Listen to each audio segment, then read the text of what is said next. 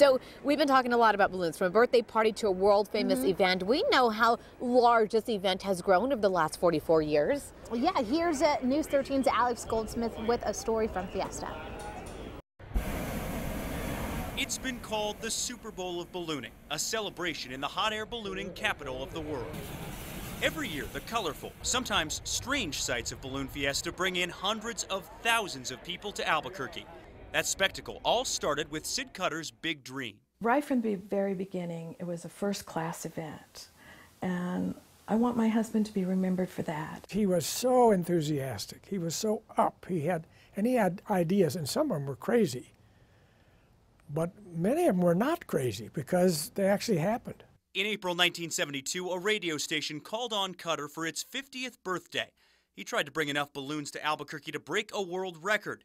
13 balloons launched from what's now the Coronado Mall parking lot. We didn't set a world's record that time. But a year later, Cutter was able to get more than 125 hot air balloons to the fairgrounds for the first ever hot air balloon championships. Rainbow Riders CEO Scott Appleman remembers that event. You know, I was only 13 years old. I cut class to go out and help an Italian guy and got my first ride and had a high adventure landing inside of a nuclear storage facility. What we didn't count on was how close it was to the military base. So on that very first day, despite all our promises to the contrary, all the balloons went out onto Kirtland Air Base. From there, Balloon Fiesta kept growing and growing. Welcome to Albuquerque, New Mexico, home of the Albuquerque International Balloon Fiesta. Special shapes started flying in the late 70s. Balloon Glow became part of the party in 1987. And the event found a permanent home at Balloon Fiesta Park nearly 20 years ago. What a world-class facility. But Albuquerque's grown along with Fiesta, and that's presented some problems for pilots. When I first started, you know, there was a lot of wide open areas here in Albuquerque. In 2000, we had 1,000 balloons at the Balloon Fiesta. Now the Fiesta holds at about 550 per year.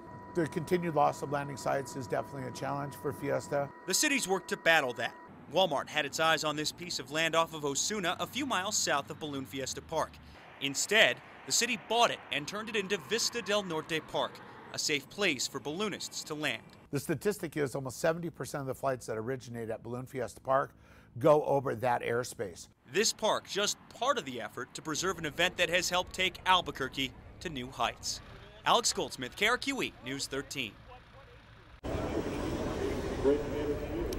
What a beautiful event, Yes. an amazing event that's really just blossomed in the last few decades. Oh, absolutely. So Balloon Fiesta founder Sid Cutter died about 4 years ago from stomach cancer. He was 77 years old, but not before leaving an amazing legacy behind. Yeah, we celebrate him today. If you want more info on Balloon Fiesta, including pics, past stories, weather conditions, we actually have a Balloon Fiesta landing page on our website, KRQE.com, or you can just download our news app.